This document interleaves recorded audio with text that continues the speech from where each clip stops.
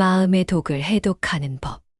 그대는 지금 이 순간에도 독을 마시고 있습니다. 눈에 보이지 않는 독. 몸을 상하게 하지는 않지만 마음을 서서히 무너뜨리는 독. 바로 원한입니다.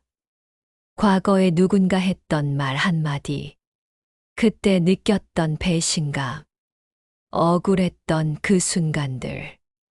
그대는 그것들을 잊었다고 생각하지만 사실 매일 밤 잠들기 전 그 장면들이 다시 재생되고 있지 않습니까? 아침에 눈을 뜨면 새로운 하루가 시작되지만 마음 한구석에는 어제의 분노가, 지난주의 억울함이, 몇 년 전의 상처가 여전히 자리하고 있습니다. 그대는 웃으며 사람들을 만나지만 그 웃음 뒤에는 아무도 모르는 쓰디쓴 독이 고여 있습니다. 부처님께서는 이렇게 말씀하셨습니다. 원한을 품는 것은 독을 마시고 상대가 죽기를 바라는 것과 같다. 독은 상대를 해치지 않습니다. 그 독을 마신 사람, 바로 그대 자신만을 서서히 죽음으로 이끌 뿐입니다. 오늘 이 영상을 끝까지 보시면 그대 안에 숨어 있는 독을 해독하는 부처님의 지혜를 만나실 수 있습니다. 그대의 마음이 다시 맑아지고 그대의 삶이 다시 가벼워지는 길을 함께 걸어가 봅시다. 일부 독이 퍼지는 방식. 첫 번째 물림 독의 시작.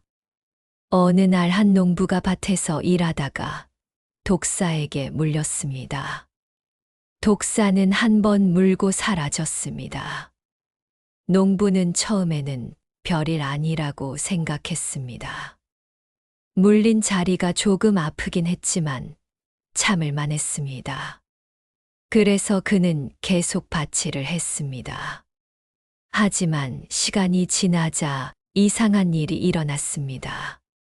물린 자리만 아팠던 것이 손가락으로 퍼졌습니다. 손가락이 부어오르고 저렸습니다. 그래도 농부는 괜찮다고 생각했습니다. 조금만 참으면 나아질 거라고 믿었습니다. 다음 날, 독은 손목을 지나 팔로 올라갔습니다.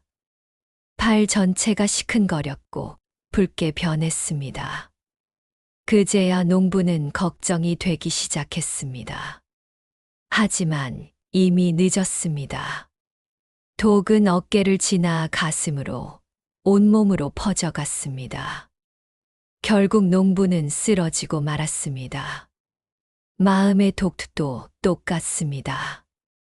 처음에는 작은 한 점처럼 보입니다. 누군가의 차가운 말 한마디, 무시당한 느낌, 배신당했다는 생각. 그 순간은 그저 불쾌한 경험일 뿐이었습니다.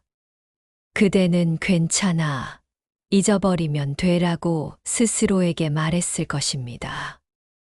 하지만 그 독을 그대로 두었습니다. 그 상처를 치료하지 않았습니다. 그저 마음 한구석에 묻어두고 일상으로 돌아갔습니다.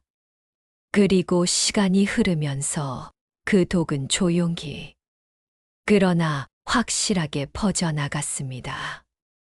독이 퍼지는 단계. 부처님께서는 번뇌가 어떻게 마음을 오염시키는지 단계별로 설명하셨습니다. 첫 번째 단계는 특정 사람에 대한 미움입니다. 처음에는 그대를 상처 입힌 바로 그 사람만 미워합니다. 그 사람의 얼굴, 목소리, 말투가 떠오를 때마다 가슴이 답답해집니다. 하지만 아직은 다른 사람들과는 잘 지냅니다. 독이 한 곳에만 머물러 있는 상태입니다. 두 번째 단계는 유사한 사람들에 대한 경계입니다. 시간이 지나면서 그대는 그 사람과 비슷한 사람들을 경계하게 됩니다. 비슷한 말투를 가진 사람, 비슷한 행동을 하는 사람을 만나면 본능적으로 몸이 굳어집니다. 과거의 상처가 현재의 관계를 방해하기 시작합니다. 독이 조금씩 퍼지고 있는 것입니다. 세 번째 단계는 세상에 대한 불신입니다. 한두 번의 배신을 경험하면 사람들을 믿기가 어려워집니다. 사람들은 다 그래. 세상은 원래 냉정한 곳이야 라는 생각이 자리 잡습니다. 새로운 사람을 만나도 마음을 열기 힘들어집니다. 친절한 사람을 만나도 뭔가 속셈이 있겠지라고 의심합니다. 독이 마음 전체로 퍼진 것입니다. 네 번째 단계는 자기 자신에 대한 혐오입니다. 이것이 가장 무서운 단계입니다. 그대는 자신에게 화가 나기 시작합니다. 왜 나는 이렇게 약할까? 왜 나는 쉽게 상처받을까? 왜 나는 못났을까? 이제 독은 남을 향한 것이 아니라 자기 자신을 공격하기 시작합니다. 이것이 바로 독이 온몸에 퍼진 마지막 단계입니다. 독의 증상들. 부처님께서는 마음에 독이 퍼졌을 때 나타나는 증상들을 설명하셨습니다.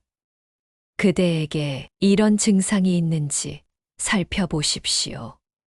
첫째, 작은 일에도 과도하게 반응합니다.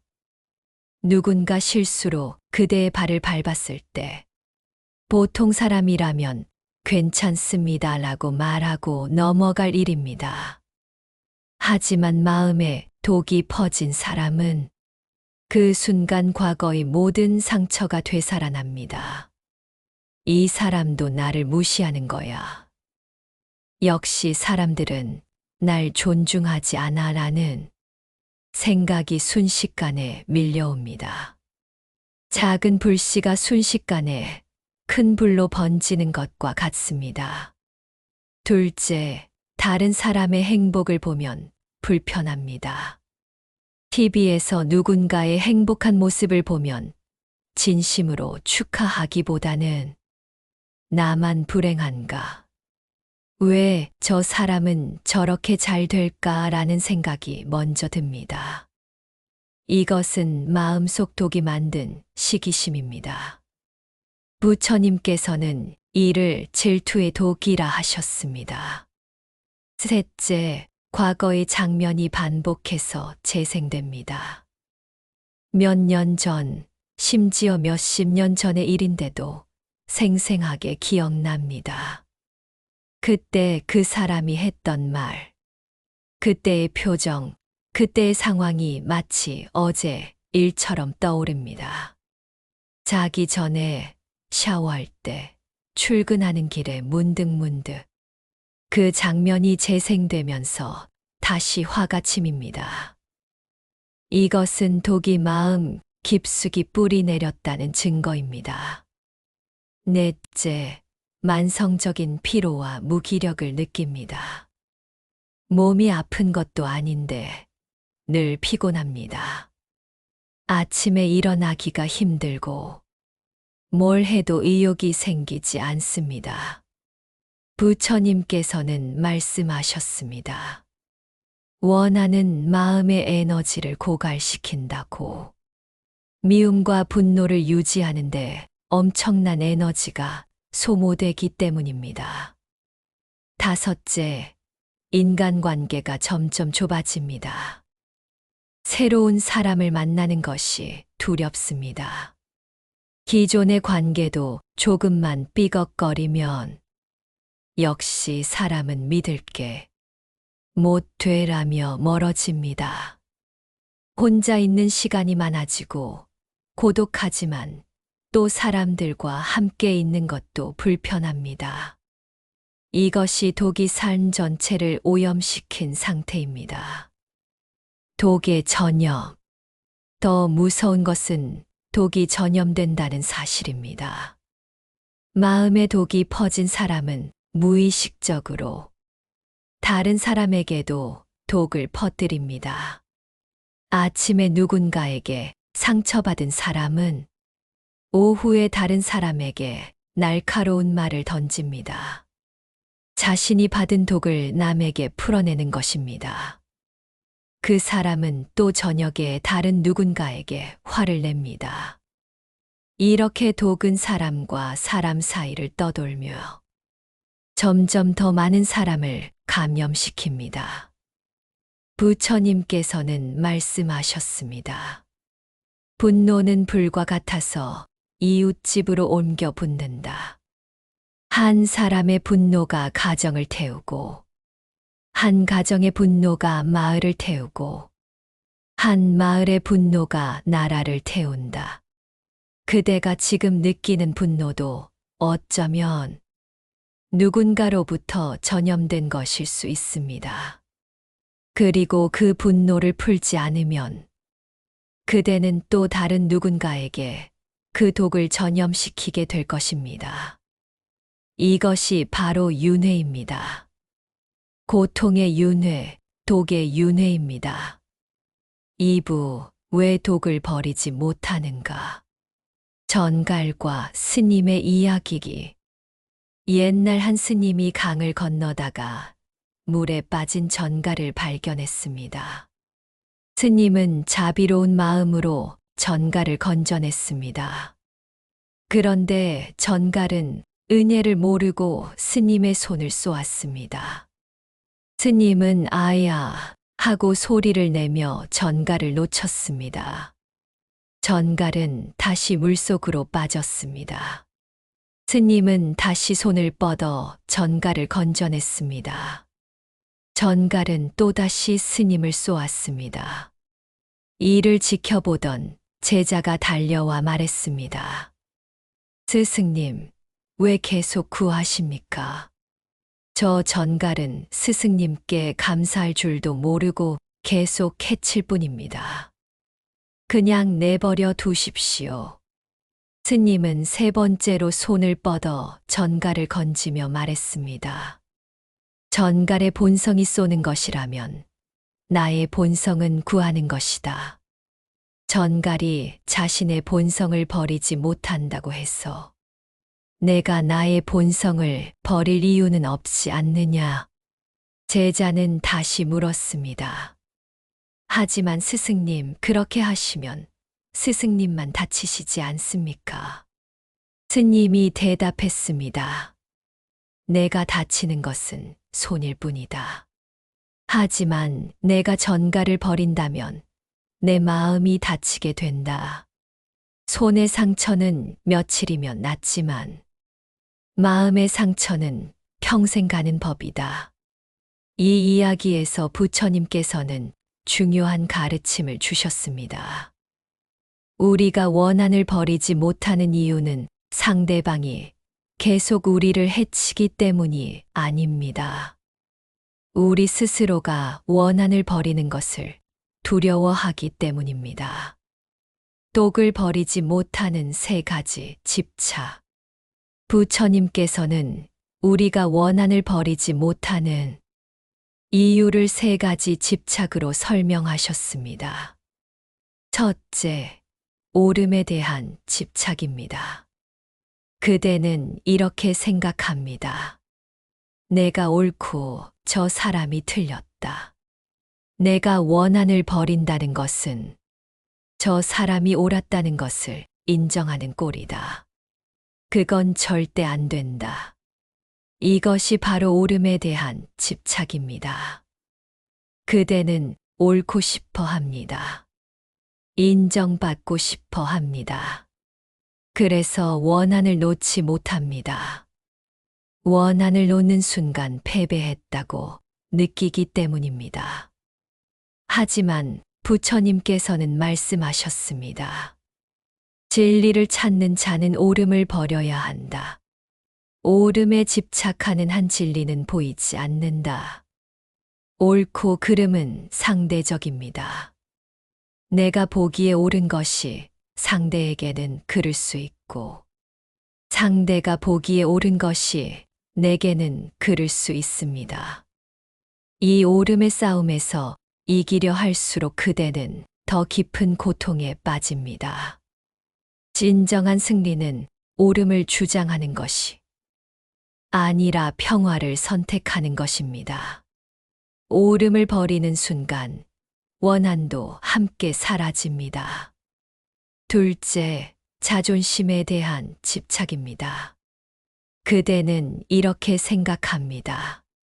나는 그런 대우를 받을 사람이 아니다.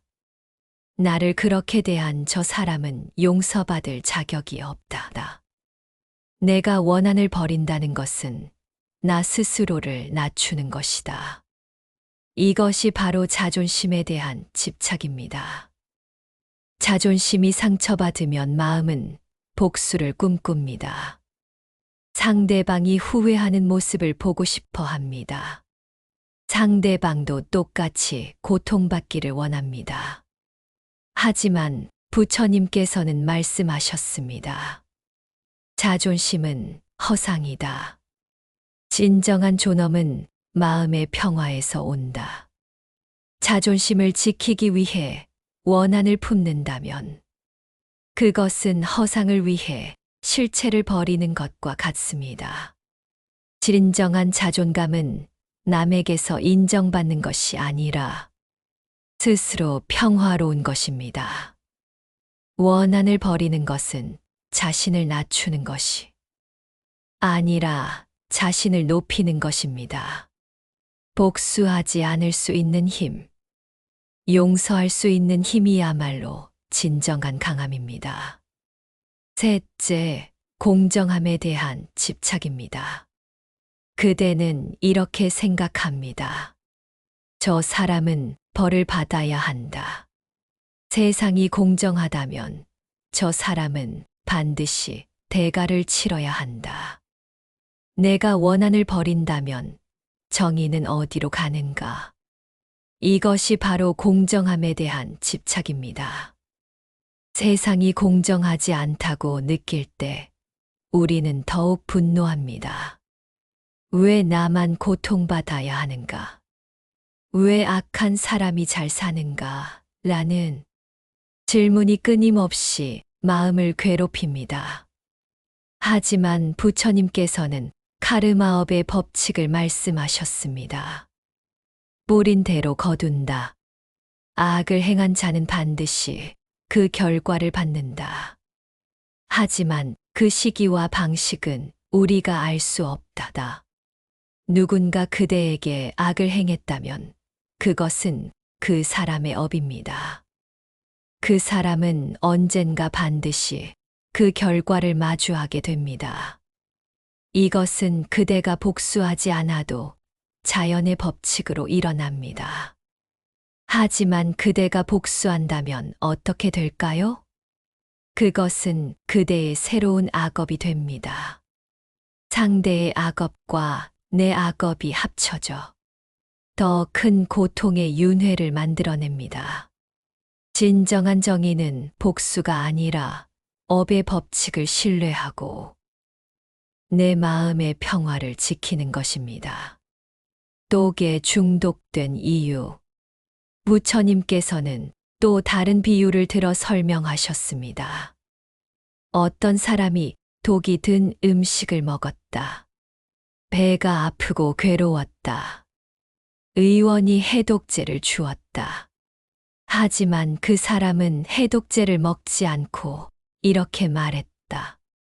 나에게 독을 먹인 사람이 누구인지 알아내기 전까지는 이 해독제를 먹지 않겠다. 그 사람의 이름은 무엇인가? 나이는 몇인가? 어디 사는가? 왜 나에게 독을 먹였는가? 이 모든 것을 알아내기 전까지는 치료받지 않겠다. 부처님께서 물으셨습니다. 이 사람은 어떻게 되겠는가? 제자들이 대답했습니다. 죽을 것입니다. 세존이시여. 부처님께서 말씀하셨습니다. 그렇다.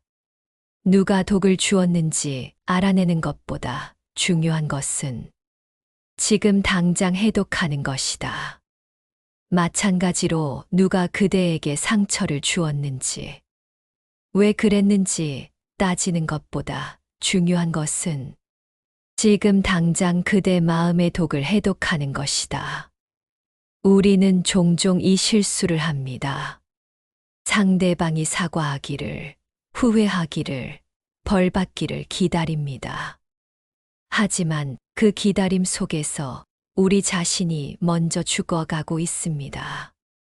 상대방의 변화를 기다리기보다 나 자신을 먼저 치유해야 합니다. 3부 해독의 시작 관찰. 강물과 소금의 비유. 어느 날 부처님께서 제자들에게 물으셨습니다. 만약 강물에 소금을 한 줌 넣으면 어떻게 되겠느냐?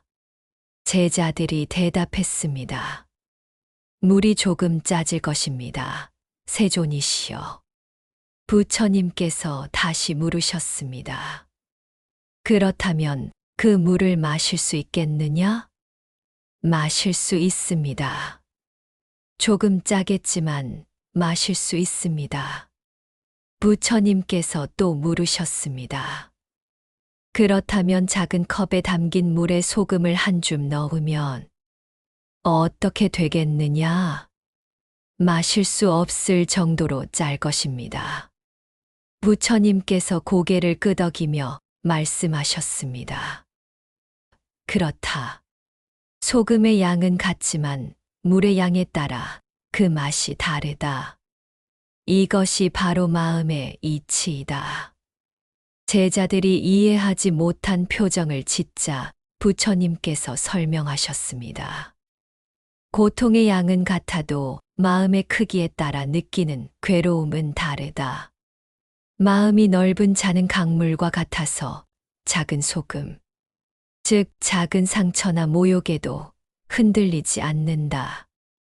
그 상처는 넓은 마음에 녹아들어 거의 느껴지지 않는다. 하지만 마음이 좁은 잔은 컵과 같아서 작은 소금에도 모든 것이 쓰디쓰다.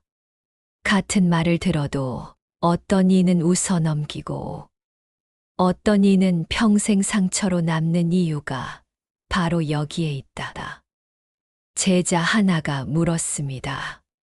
그렇다면 세존이시여, 어떻게 하면 마음을 강물처럼 넓힐 수 있습니까? 부처님께서 대답하셨습니다. 먼저 그대의 마음이 지금 컵인지 강인지를 알아야 한다. 이것이 바로 관찰이다. 자신의 마음을 있는 그대로 바라보는 것. 이것이 모든 변화의 시작이다. 마음 관찰의 첫걸음. 해독의 첫 단계는 독이 어디에 있는지 아는 것입니다. 몸에 독이 퍼졌을 때 의원이 가장 먼저 하는 일은 독이 어디까지 퍼졌는지 확인하는 것입니다. 마음의 독도 마찬가지입니다. 부처님께서 가르치신 윗바사나 명상은 바로 이 관찰의 수행입니다. 윗바사나는 있는 그대로 봄이라는 뜻입니다. 판단하지 않고, 평가하지 않고, 바꾸려 하지 않고, 그저 있는 그대로 바라보는 것입니다. 매일 5분에서 10분, 조용한 곳에 앉아 자신의 마음을 들여다보는 시간을 가져보십시오. 눈을 감고 편안한 자세로 앉아 자신에게 물어보십시오. 지금 내 마음에는 무엇이 있는가? 대답하려 하지 마십시오. 그저 관찰하십시오. 마치 하늘을 떠가는 구름을 보듯, 강물에 떠내려가는 나무잎을 보듯, 그렇게 마음속 생각과 감정을 바라보십시오.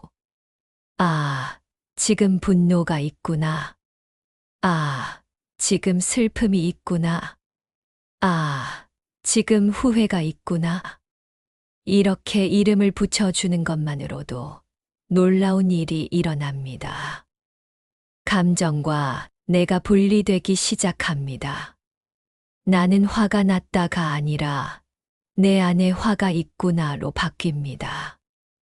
이 작은 차이가 큰 변화를 만들어냅니다.